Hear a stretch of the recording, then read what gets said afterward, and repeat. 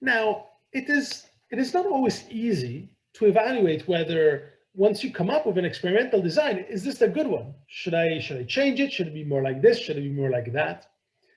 And a lot of times people pick experimental designs based on what other people have done. Now, there's a better way of doing this. So if you do an experiment, a task-based experiment, I really encourage you to think about calculating efficiency beforehand. See, you can take an experimental design, a sequence of events that you think is good, you can calculate for the efficiency, and then you can play around with the design, change parameters, and see if you can get the most efficient design possible. Now, efficiency in of itself is really just a numerical value that captures the relative ability of a design to detect an effect of interest. In other words, if I were to analyze this sequence of events, would I be able to detect an effect of interest? Now, let's just say that you're interested, your experimental design calls for two tasks, A and B. So what you could do, and in fact, you care in particular about the difference between condition A and condition B. Then, as you know, the t-test would look something like this, would be the estimate of the difference between A and B over the square root of the variance of the estimate of the difference. Right? So the t-test, the t-value for this comparison will be proportional to these two things. Now, if you just look at the denominator, then this is what efficiency is. So efficiency is the reciprocal of the variance of the estimate for your comparison. In other words, you might know it maybe more like this: 1 over the variance of the contrast you care about, or the set of contrasts you care about, so C transpose, times the estimate for each effect, right? Beta, the GLM regressor. And we're going to get to the regressors a few lectures down the line, so don't worry too much about it. But here's what I want to point out. If you unpack how you calculate the variance of the estimate of the contrasts, it looks like this. Now, what are these individual parts? Well, sigma squared is just noise. So noise is noise, nothing we can do about it, so it doesn't matter. But look at what remains in this expression. You're left with CT, which is your contrast of interest. So this might be, +1, -1 to indicate A minus B, and then -1, +1 to indicate B minus A. So your contrast, and then what is X transpose X? Well, that is your experimental design. It's X is your experimental design, is the timing of when condition A happened and when condition B happened, etc. So in other words, you pick the experimental design and you pick the contrasts.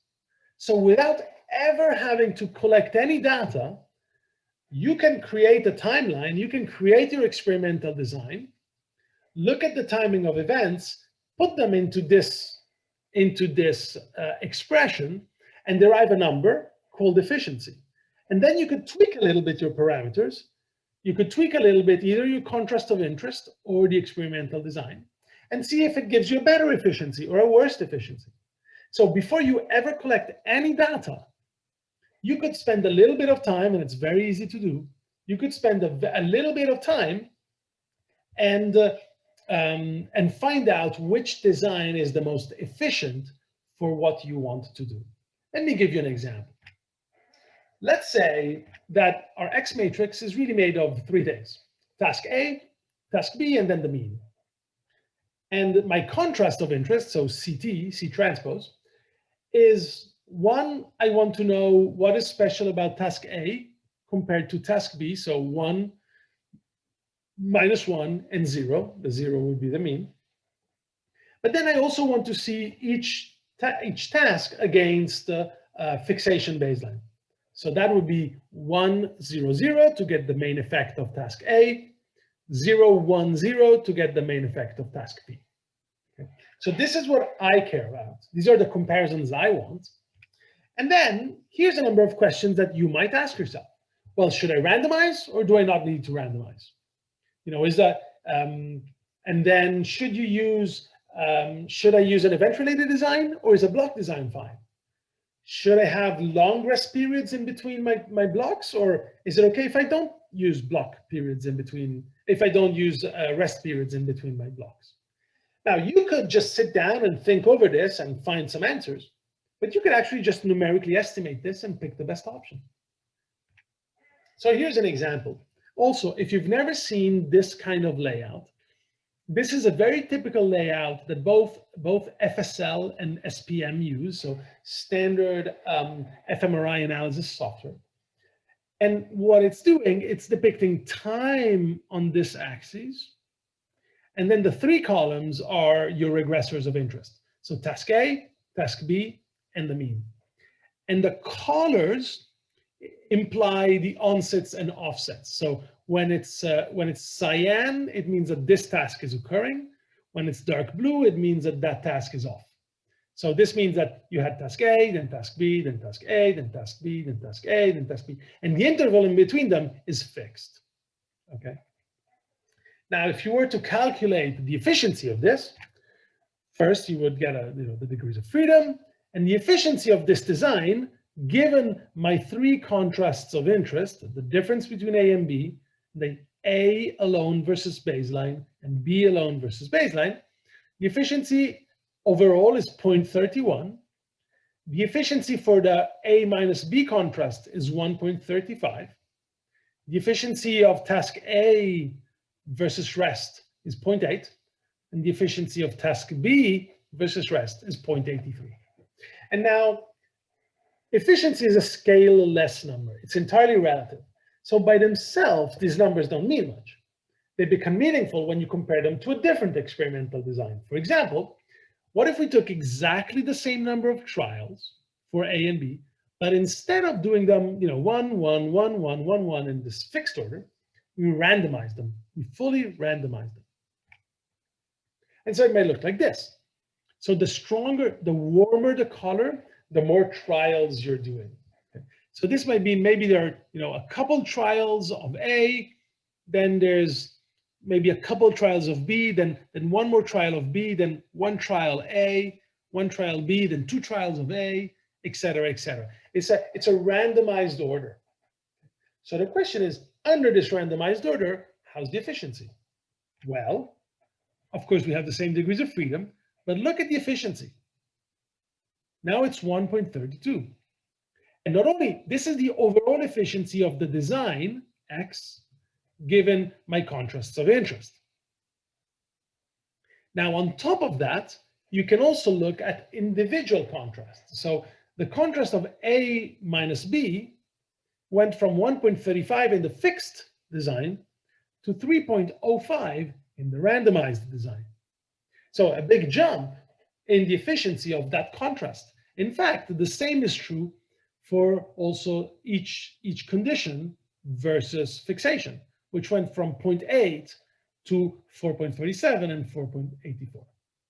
So without ever acquiring any data, just by creating an order, creating a sequence of events, an X matrix and a contrast matrix, I can already tell that I'm way better off doing this design, the random one, compared to the fixed one. And how about if we did a block design? Are we better off with this randomized design, or are we better off with a block design? Well, if you do the block design, you can see here there's a block, rest, block, rest, block, rest, block, et cetera, et cetera. Now, if we look at the efficiency, well, the efficiency for this design is 4.8. So another big jump from the efficiency of the event-related design. Look at the contrasts. The efficiency of the contrast for A versus B is 13.39 versus 3.05. And the same is true for the efficiency of each individual main effect. It's 15.09 and 14.84 for condition A and condition B versus 4.47 and 4.84. So again, without ever acquiring any data, you already know that given your effect, if you have the luxury of choosing between randomized and block design, given the designs, you're way better off picking the block design versus the event-related design, assuming that the psychological factors at play don't prevent you from using a block design. So if there's no psychological factor that you think, oh, I shouldn't use a block design, now you know that statistically, you're way better off using a block design versus a random design. And finally, how about whether we need a rest period or no rest period?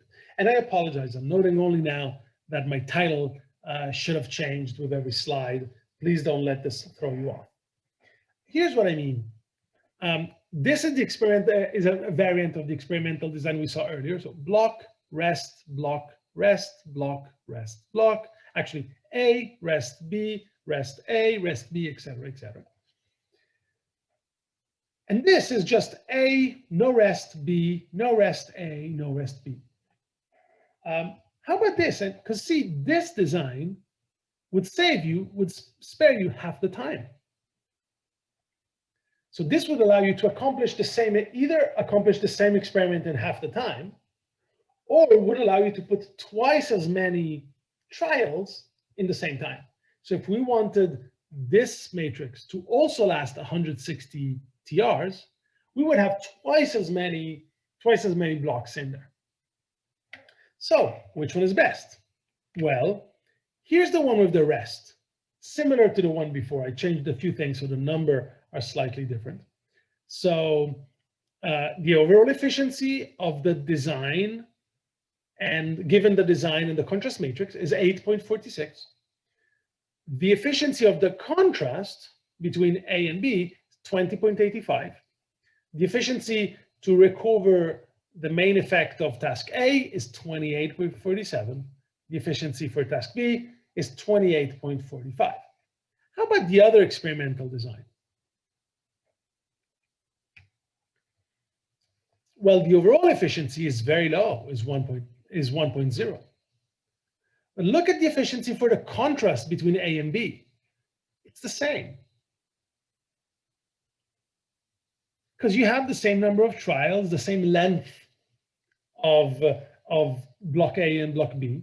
So it makes sense that if you're doing the red blocks in A versus the red blocks in B, it doesn't matter if there's a break in between them or not, right? And that's why the efficiency of these two designs for the contrast is the same. For the contrast of 1 minus 1 is exactly the same. What changes is the fact that the main effect of task A and the main effect of task B is very difficult to estimate if there is no baseline. That's why while you get 28 for the design with rest, you get only 2 for the design with no rest. And so the question is, do you need to look at the main effect of A and the main effect of B, or do you only need to look at the difference? If you only need to look at the difference, you might just as well squeeze the same number of trials in half the time. Because maybe you have many other tasks that you'd like to address. So that's what's so beautiful about looking at efficiency. You can actually calculate what is the best design for the questions that you care about before you ever acquire any data.